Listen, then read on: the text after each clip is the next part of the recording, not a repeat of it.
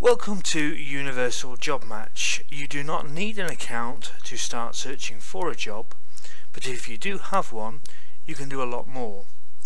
All we need is your email address to register for an account, and you'll be able to post your CV, create a job profile, get updates on jobs that interest you.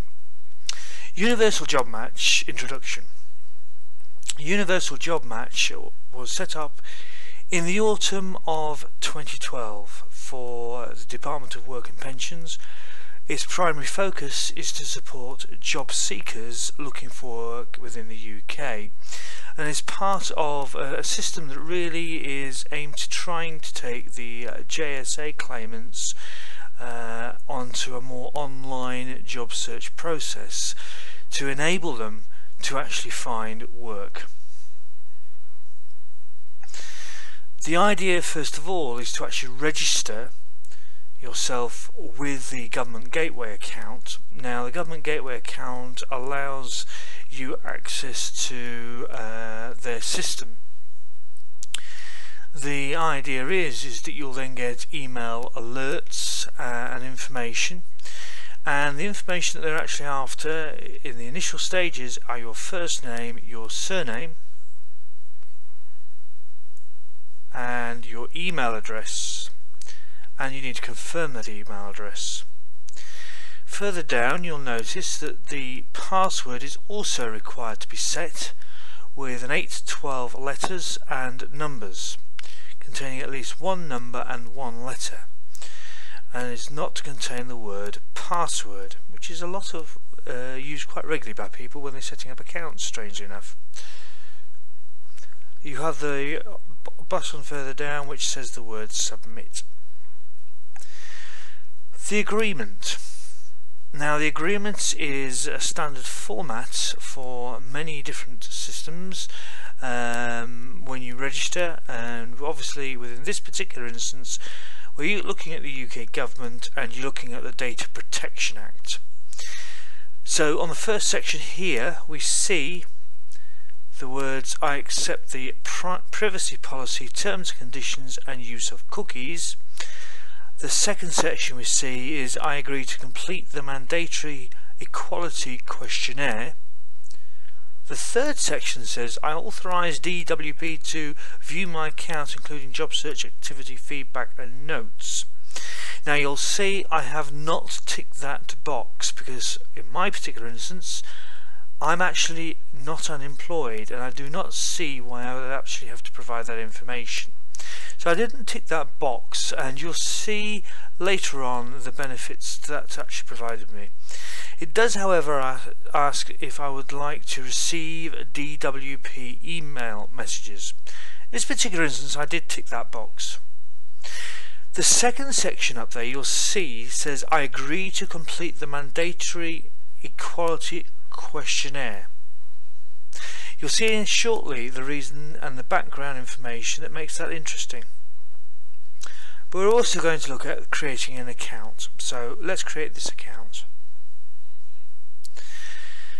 Although you won't see this particular page that well, you'll note that if you're going through this process, on the top section here it says equality monitoring, and there is a box at the top of there. It says prefer not to complete questionnaire. You can tick that box and actually process should you wish without declaring your racial origin, etc. to the Department of Work and Pensions. Confirmation. The confirmation section is quite an important section because it actually provides you with the key code that you'll require, the user ID section. Now, please do not try to use the number provided below. It has been edited. I've actually edited the number as stated on the right hand side, but you'll see that it will produce you a user ID. You'll also notice that you must click on this email to activate your email account. They produce a unique link, which is normal if you're registering on a website, but it produces a link to actually activate your confirmation section. We will also notice further down that there's the option of printing a copy of the user ID, which should be separate, a hard copy. So we know also that we can have, you must also, it says here, section here, you may also be sent a copy of your government gateway ID by post, although some services, including those operated by HMRC, which is the Her Majesty's Revenue, and the Universal Job Match, do not offer this facility.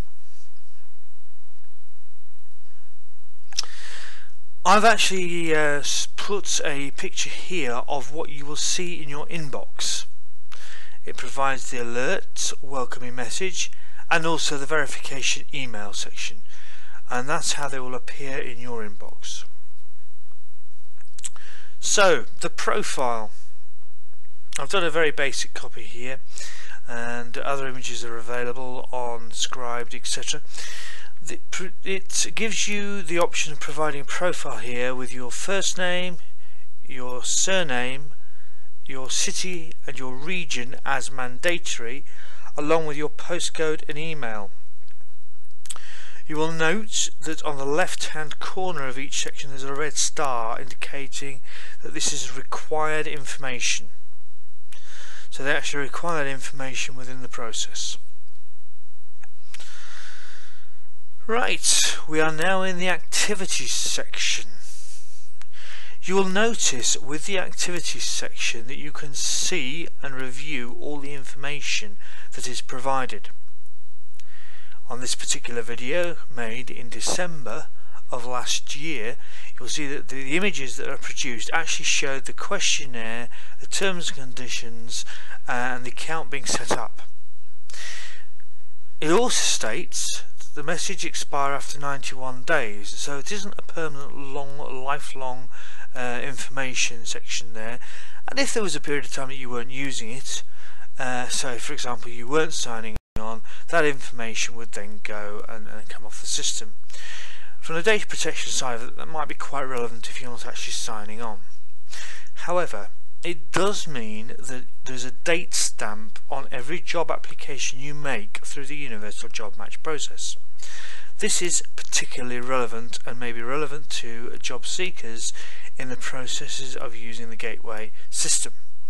So your personal advisor will also have access to this information, and they'll be able to verify what you're actually doing. The activities are basically recorded and are visible, as it says here. The job search notes. Now we can see straight away exactly why DWP is setting this up, because it is recording the activities and information, and means that the paper documentation is there.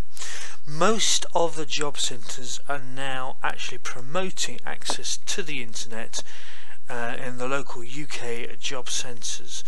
So basically, effectively saying, you've got to use this system, we're providing the resources, there is no excuse. You'll note there's a save button there, and you'll find this within the actual setup as well. The CV upload.